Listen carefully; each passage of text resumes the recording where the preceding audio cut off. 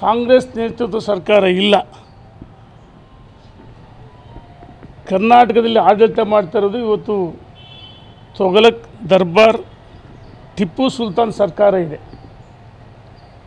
ಸನ್ಮಾನ್ಯ ಸಿದ್ದರಾಮಯ್ಯನವರು ನನ್ನ ದಿವಸ ಒಬ್ಬ ರಾಜ್ಯದ ಮುಖ್ಯಮಂತ್ರಿಗಳಾಗಿ ಸುಮಾರು 13 ಬಜೆಟನ್ನು ಮಂಡಿಸಿದಂಥ ಅನುಭವ ಇರ್ತಕ್ಕಂಥ ಒಬ್ಬ ಸಿದ್ದರಾಮಯ್ಯನವರು, ಅವ್ರ ಬಗ್ಗೆ ನನಗೆ ಗೌರವ ಇದೆ.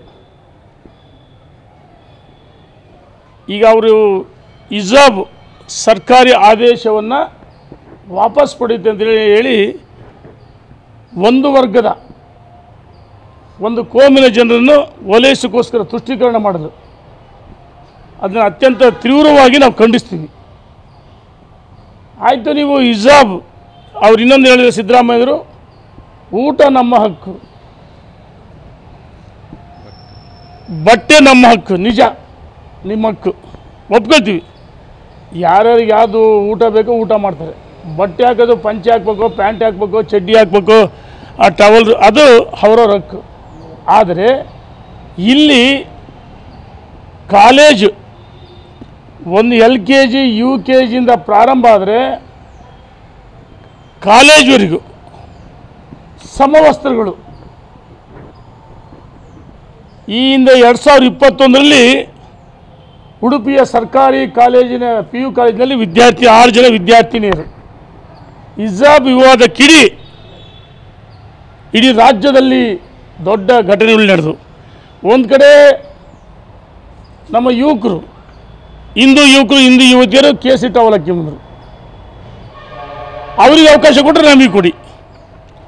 2022ರಲ್ಲಿ ರಾಜ್ಯ ಸರ್ಕಾರ ಸಮವಸ್ತ್ರ ಧರಿಸಿಕೊಂಡು ಹೋಗ ಶಾಲಾ ಕಾಲೇಜಿಗೆ ಬರುವ ಮುನ್ನ ನೀವು ರೋಡ್ನಲ್ಲಿ ಹೊರಗಡೆ ಹಿಜಾಬ್ ಬರೋಕ್ಕೆ ಅಲ್ರಿ, ಒಳಗಡೆ ಬರುವಾಗ ಕಡ್ಡಾಯವಾಗಿ ಸಮವಸ್ತ್ರ ಧರಿಸ್ಬೇಕಂತೇಳಿ ರಾಜ್ಯ ಸರ್ಕಾರ ಆದೇಶ ಮಾಡಿತು. ಈ ರಾಜ್ಯ ಸರ್ಕಾರ ಆದೇಶವನ್ನು ಕೆಲವು ವಿದ್ಯಾರ್ಥಿನಿಯರು, ಕೆಲವು ಸಂಘಟನೆಗಳು ಹೈಕೋರ್ಟ್ಗೆ ಹೋದರು. ಹೈಕೋರ್ಟ್ ಸಹ ರಾಜ್ಯ ಸರ್ಕಾರದ ನಿಲುವು ಸರಿ ಅಂತೇಳಿ ಆದೇಶ ಮಾಡ್ತು. ನಂತರ ಸುಪ್ರೀಂ ಕೋರ್ಟ್ ಮೆಟ್ಟಿಲೇರಿದ್ದಾರೆ. ಅಲ್ಲಿ ದ್ವಿಸದಸ್ಯದ ಪೀಠ ಸ್ವಲ್ಪ ಗೊಂದಲದಿಂದ ಸಾಂವಿಧಾನಿಕ ಪೀಠಕ್ಕೆ ಅಥವಾ ತ್ರಿಸದಸ್ಯ ಪೀಠಕ್ಕೆ ವರ್ಗಾವಣೆ ಮಾಡಬೇಕಂತೇಳಿ ಇನ್ನೂ ಪೀಠ ರಚನೆ ಆಗಿಲ್ಲ.